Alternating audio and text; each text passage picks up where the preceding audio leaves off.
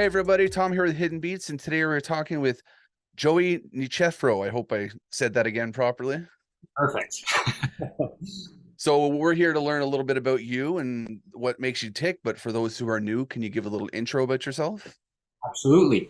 My name is Joey Niceforo, and originally from Sudbury, Ontario, and then moved to Toronto when I wanted to pursue my classical music studies. And so I started singing opera.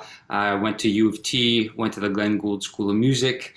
And then while I was still in university, I auditioned for a group called the Canadian Tenors back in 2005, and that kind of launched the career that I'm in now, which is more new classic music or crossover music.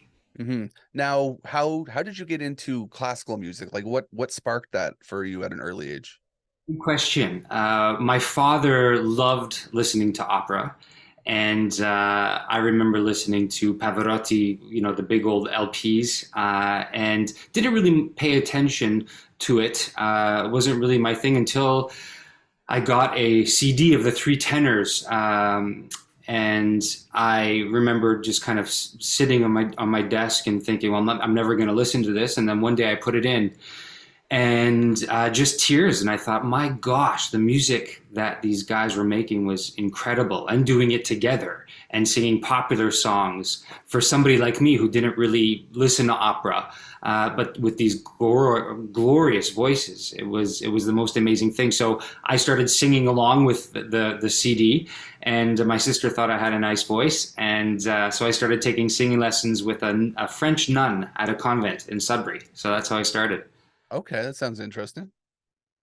Mhm. What is your thoughts on the musical scene, I guess in Toronto, coming from a classical standpoint? From a classical standpoint, I would say, it was great for me because while I was in university, I was still doing some shows. So I was doing shows with opera and concert, and I was still a student, and I got to do little small roles. They have wonderful programs here for people just starting out in opera. The University of Toronto Opera School, where I went, they're affiliated with the Canadian Opera Company, and so we had great master classes, people coming in and talking to us about the business, but also trying to teach us how to sing. But for me personally, I found it difficult. I could never quite reach the high notes or make those sounds that the other tenors were making. And so I think that's why I kind of got away from opera and started doing the more crossover music where I could sing with a little bit of the training that I had, but do the more popular type of music that I ended.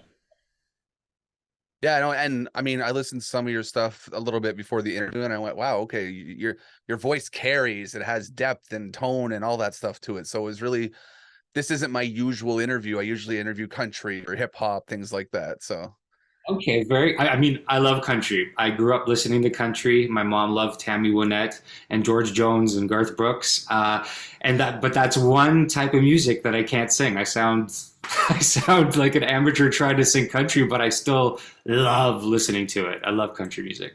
yeah, country has such great storytelling in it, and it's just a unique thing on its own. Exactly. And I think that really helped with my training in terms of storytelling. And I actually haven't thought about it till you just mentioned it, but I love telling a story when I sing. So if a lot of the songs on that album that you probably heard, I picked because they all tell great stories, and to me, that's the essence of a song. That and a great melody. But that's my number one goal when I'm picking a song. Can I tell the story? Does it touch me? And that's so important. Hmm. And one of the main reasons we're here to talk today is you have an upcoming performance with, now I wrote this down here, the Canadian Foundation for AIDS Research. How Yeah. did that come about? Well, I had never performed at Roy Thompson before, and one of the producers who produced the album Priceless that I recorded at Abbey Road Studios in London, he said, why don't we do a concert at Roy Thompson Hall? And I thought, well, okay. I mean, who do we want to involve? And right away we thought of CANFAR because we've supported them for years. We've never done a concert for them, but we've attended many of their fundraisers, and we're friends with Alex Villatreau, who is the CEO of CANFAR. And so when we approached him with the idea of, hey, let's do this concert for you and proceeds will go to you, he said yes right away. And then also we wanted to include people from the community. So right away we thought, well, we're friends with Jeannie Becker, who's, you know, a Canadian icon in the fashion industry, and we wanted her to be the host, and she said yes. Then we needed an orchestra. So I performed several times with the Casa Loma Symphony Orchestra, as well as with the Cambridge Symphony Orchestra, and approached them to see if we could have a combo, because Roy Thompson is so big that we wanted to fill that stage with musicians, and they both said yes, which is very rare to have two conductors agree to share their podium and to share their orchestras. And then we got my really good friend Sarah Papini, who I went to classical school with, and so she's going to be doing some operatic arias. Well, Toronto legend Jackie Richardson is going to also be performing a few songs with us. And then, of course, the Singing Out Choir, which is Toronto's largest LGBTQ plus choir. So they're going to be joining us as well. They have about 75 to 100 members. So it'll be a stage, my friend. Yeah, that should be pretty interesting. How involved were you in picking out the people, like, or was it more of a group thing? Like, you want to for sure work with these people? Yes, I knew I for sure wanted to work with my friend Sarah. And I knew for sure I wanted to work with my friend Sabatino Vaca, who's the conductor of the Cambridge Symphony, and Paolo Busato, who's also a friend of mine, who's a conductor of the Casa Loma Symphony Orchestra. And for Jackie Richardson, I had heard her several times, and I've heard of her. And Kyle thought, you know, wouldn't it be amazing if we had her come and sing a few songs? And we didn't think she'd ever say yes, and she said yes right away. So we were thrilled about that. And with the Singing Out Choir, you know, we wanted to include more people from the community. You know, you don't audition for that choir. Anybody who wants to sing can, and they're phenomenal, absolutely phenomenal. And we wanted them to be a part of this amazing organization and event. And so, yeah, very eclectic group. Yeah, and reading up more about it, it looks like it's going to be a pretty fantastic event overall too, and all the people involved. And as soon as I read more, I was like, wow, okay, this might be something I might want to try to travel out there and see. Oh, that would be amazing. Where are you at? I'm based in Ottawa, actually. Oh, okay, fantastic. Awesome. Yeah, so not a far drive. Not a far drive. Well, let me know if you end up coming. Okay, I will for sure. Now, one thing I'm always curious, you're a musician, and I'm curious about the process that you put into when you're putting together a track. And I guess in a process you might be going into trying to make this whole performance like successful. Oh, well, I am a perfectionist, and I never used to be. So when I was in opera school, you know, I was quite lazy, and I wouldn't practice and I wouldn't rehearse. And I think that's probably why I didn't sound like everybody else, because I wasn't quite getting the range, and I wasn't figuring it out for myself. And then slowly throughout my career, and especially when I went solo, I had to figure things out for myself. So figure out my voice, figure out how to learn music. And so now I sit down. So right now we're in my studio. It also acts as my gym. So I'll spend most of my time down here. So I will, you know, learn the lyrics, and I will practice every single song. Right now I've started doing the first half of the concert, singing it all at once. And then next week I'll be putting both together, even though the concert's only a month away. But you have to build up a stamina. It's, you know, in order to sing this kind of music and to do a whole concert of it, it's like an athletic event, and you have to use your whole body and your mind. And I do not ever want to go on stage feeling unprepared. I already have stage fright. I mean, for me, it's awful before, you know, 5 minutes before going on. And then once I'm on, I'm fine. But if I wasn't prepared, and if I didn't know my music, and if I had any worries about things I could have worked on, then forget it. So I want all that done, and then I can go and enjoy myself, hopefully. I just myself, I attended Andre Rio's. He had a show here in Ottawa. So I've seen the production value that can go into some of these things, and I can only imagine behind the scenes just all the little intricate things that you're probably looking at and going, okay, this has to do this and this, and it's Oh yeah. pretty crazy looking. Yeah, I mean, he's incredible, Andre Rieu. And I mean, he's been doing it for years, and he was also one of the first to kind of make classical music a bit more popular with the people that he brought in and the tunes that he did. And like you said, that the setting and the stage presence and all of that. I mean, that takes months of preparation, uh, Hmm. and really inspiring. And I think that's why he's so successful at what he does. I mean, you can't be lazy when you put a show like that on. That's for sure. 100%. How do you think your music has evolved over the years, going back from some of your early releases to coming into now in 2023? Great question. I think at the beginning, again, I thought, okay, well, I have to be an opera singer, so everything was kind of classical. And then when I joined the Canadian Tenors in 2005, where we would do a little bit of the operatic music, and then we would also do some popular music. I would still kind of sing it in this operatic voice, and I was very, awkward on stage.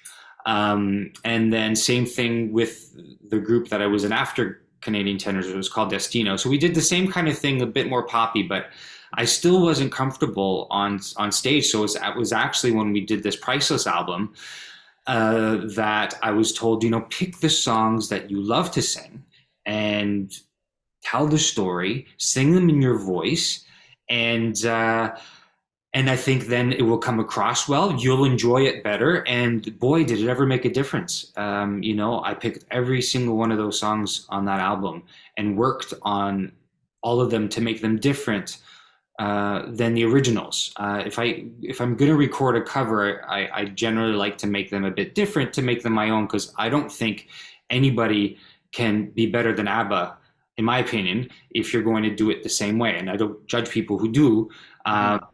but yeah, and to make it in the style that I sing in, and so I think it's evolved in that way, where I'm picking music that I think I can sing and tell a story with. For sure. And it sounds great. Like I like it. I was listening to, like I said beforehand, I just put it on a playlist and was letting it loop through. Thank you so much. I appreciate that. It Hmm. means Have you had any really interesting fan moments, like someone's approached you and said, "Oh, your music touched me in this way," that something that stands out above the rest? yeah, especially recently. I never, very rarely, had people stop me or recognize me, and ever since I released that album, a lot of people have gotten to know "The Winner Takes It All." So it has a few million views on YouTube, and so apparently some people like it, which is great. And uh, and so recently we were at Casa Loma and I was watching a show. I wasn't performing, and somebody came up to me and said, "Are you the guy that sings The Winner Takes It All on YouTube?" And I said, "Yes." And I couldn't believe that they recognized me. And another time I was in an elevator too, and it means a lot that people will go out of the way to tell you how much they appreciate your music, and to be recognized, because I'm kind of shy, and I when I'm not on the stage, I try to kind of stay quiet and stay in my own. Hmm. It really does make you feel good, and makes me want to work even harder if people think of you that way. I would hate for them to be disappointed hearing me live not sound like the recording. And that's the one thing I always look at too is your live performance gonna stand up to a recorded performance? And from what I've seen from some of your live stuff, it looks like it's doing pretty well, if not better. Oh, thank you very much. I appreciate that. I work hard every single day when I practice to sound better and to figure things out vocally and technically that I didn't maybe know a few years ago. And when I recorded that album, I feel not, you know, uh, to boost myself, but I feel like I'm a better singer now than I was back then. So, it makes me feel good as well. Hmm. Now, I'm always curious from an artist perspective of who you might be listening to that you think should be on more people's radars. I for sure listen to Adele. I think she is one of the best storytellers. And, especially with these Las Vegas shows now, I mean, I'm seeing all of these clips online with her singing live every single night, and she sounds amazing and she's telling stories. She's walking through the audience and touching people with her voice, and she's sincere. Uh, Mhm. I listened to Dame Shirley Bassey. She's not mainstream, but I think a lot of people who listen to that type of music would know her. But my God, she's a powerhouse in terms of her vocal abilities and the songs that she picks. That's where one person that has really inspired me to sing better, because she uses her body when she sings, and every single song is a belting song. Yeah, I love Taylor Swift. I love her, Mhm. incredible songwriter. Um, and the music that she picks or writes is really catchy, and I absolutely adore her. Yeah, I think so. Like I've heard of all those people, and it's interesting that that kind of juxtaposition between some of them, and Taylor Swift I'd like to look at as the almost like the new Michael Jackson in a sense of the grandeur of just what she does. And I'm hoping I'm a photographer also, so I like to go out and cover a lot of concerts. Wow. So I'm hoping I get a chance to go cover one of hers, but who knows? She's got so much going on there. Yes. Oh, I've never seen her live, but from what I know about her, my God, she's a hard worker, and she's always out there, and everything she produces is just ends up being amazing. So I think you're right. She's incredible. Well, from my understanding, her show is like 3 hours of just her performing, no openers. It's the whole everything, and she's got the most insane looking stage kits that I've seen. Like it's just one of those things that's a wow moment. Wow. Do you know if she has backtracks and or in terms of like vocal, is she singing the As far whole as I've seen, yeah, she's going through the whole thing on her own. wow, that's amazing. I've been to a few concerts where I won't mention names, but some of the stars you can tell they're lip syncing, and Hmm. I get so disappointed because I could listen to your record at home. Yeah, yeah, exactly. Having that in person thing is what you're looking for. Yeah, it's the excitement of it. And if you fail and if you crack on a high note, who cares? It happens. We're all human, but at least it's live. And that's the thing. I think that's actually more fun live if you actually see someone like hiccup or something. It's like, oh, okay, this is a human. Oh, yes, absolutely. And I know Mhm. she was famous. I think it was her Canadian tour. She was in Ottawa. Yeah, she might have been in Ottawa and she had to cancel. She said vocally she just wasn't on point, I think, and she had to stop and do a concert the next day or something. Hmm. Yeah, there's been a few. I think Bruce Springsteen just canceled all of his remaining dates for the year because he's just not up to it right now. Yeah, and that's fair. You have to listen to your body. Yeah, 100%. What do you think it takes to stand out in the industry that we're in now? It's very saturated with a million artists doing a million different things. So, Yeah, it's difficult because I remember being told, you have to post lots of things on Instagram and post lots of things on TikTok, and you can, but I know for myself, if I see people posting a lot, I'll kind of just silence them a little bit. I don't like overwhelming people because I don't like being overwhelmed sometimes. Like if you're constantly posting things, mhm. so I tried that, and it didn't work for me. But I think if you surround yourself with people who believe in you, that's what's worked for me anyway. And when you show up, you are prepared and you have done all of your homework kind of outside of people's purview. Um, that for me has really helped me stand out, I think, a little bit. And again, you know, who you surround yourself with. I mean, the producers that did my Priceless album, I mean, it was successful. They believed in me, and then now they're producing this amazing debut show for me at Roy Thompson, and that that's just, I think, because of the connection that we had, and because they know that I will work hard at whatever is put in front of me. So Hmm. Yeah, and that's it. And you're genuine to yourself. Like I could tell just by talking to you that what it means to you to be in music, and you can see that, and I bet that comes through in your performance for sure. thank you very much. I appreciate that. And I think, yeah, genuine, people will know if you're genuine or not, I think, Hmm. on, and, um, I used to move my hands a lot just to get attention. But, Yeah. the one lesson that I was taught that was really incredible, somebody said to me once, after a performance, they said, bring people into you by moving at particular moments, and don't go to the audience, but let them come into you, Hmm. like story, and not trying to do all kinds of things with your hands, and that was a really important lesson for me, and I try to incorporate that now. I mean, my hand will still come up on a high note, but Yeah, I mean it happens. yeah, yeah. Now I have a couple fun questions I like to ask at the end of all my interviews, just to see, it's a little bit more intricate into your thought process on things. And the first one I think it'll be the most interesting is, what's your guilty pleasure song on your playlist?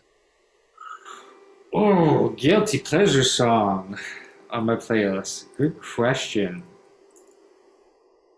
One that I go to all the time, I would say, is Judy Garland. So she's a guilty pleasure for me. So it doesn't matter what she sings, but her live version of "Somewhere Over the Rainbow" at that famous Carnegie Hall performance that she did, and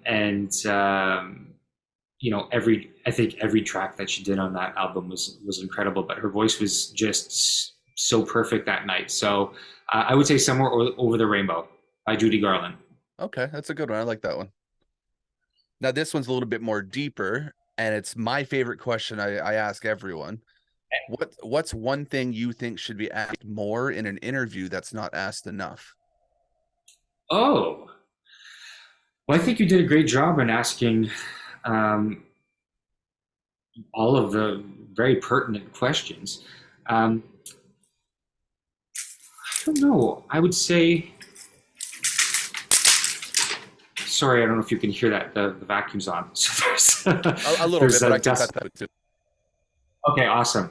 So a question that should be asked but isn't generally in Yes, interviews. yeah, something that you think should more people should know about, or maybe something that you want to know about if you're watching an interview with an artist or something. Oh, maybe um, what the performer's um, backstage routine is, or ritual is, before a show.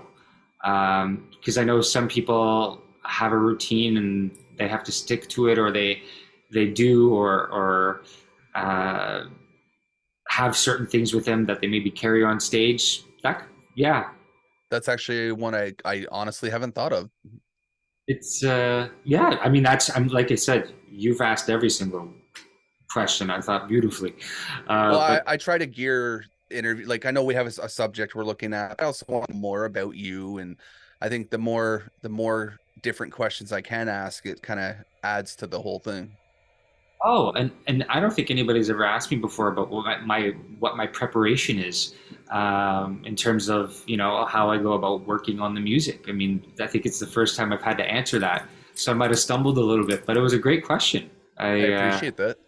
no, it was a great question because I find it fascinating. Hmm. So um, another fun one I have though, and I think you'll get a kick out of this one, is who plays you in the movie of your life? oh, okay, I know this one. Okay. Freddie Prinze Jr. Because apparently, back in my younger days, I was told that I looked like him. Okay. I can see that though. Yeah.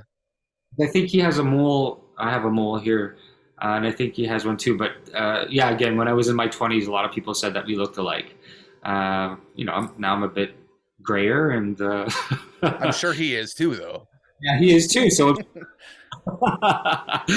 Do you think he could do you justice in the singing world though? Oh, see, I don't know if he sings. So I was talking about like looks, but sings. Oh my goodness, that's a toughie. Oh, there's somebody that I listened to recently, and I can't remember his name. I can. Can you give me 2 seconds Yeah. to find? And I love his voice. Um, I will get it for you.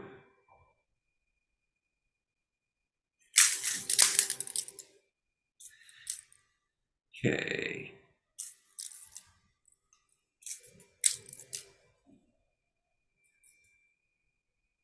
Leslie Ugams. Okay. Yeah, and that was a guy, but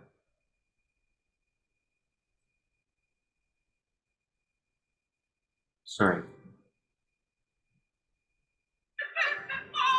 Oh yeah, that's definitely not it. So don't quote Okay. the opera, but that was definitely not it. So I don't remember his name, but yeah, I mean I wouldn't want to. Oh gosh, it's so difficult to say. I mean, can I pick somebody who's not with us anymore? Yeah, well, I mean, it's just whatever you think would fit the role for you. So I like. So for me, I love George Michael's voice, the softness of his voice. One of my favorite recordings ever is the way he sang um, "The First Time Ever I Saw Your Face," Yes. and so I mean, he has this certain beautiful sensitivity that I try to incorporate, although probably not as good as him. But yeah, if I had a wish, I think it'd be a pretty good one. yeah. Now, couple last questions here. What do you hope people take away from your music? We've covered a little bit of it, but I would say I hope they take away my sincerity in the way that I perform. I hope they are either touched or inspired. Um, I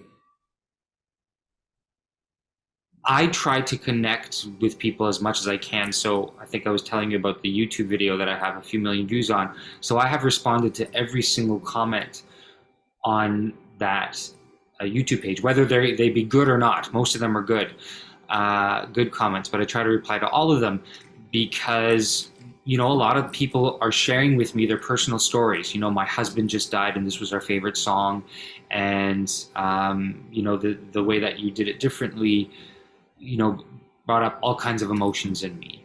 Or this, my grandparents used to listen to ABBA all the time, and so it's those types of comments and reactions that I get from people, specifically with the winner takes it all on YouTube, that really touches me and makes me feel like, okay, then I'm doing something right. If people are feeling this way and able to share with me, not only with me but everybody else who's reading the comments, then I think I'll do a little bit more of that if I can.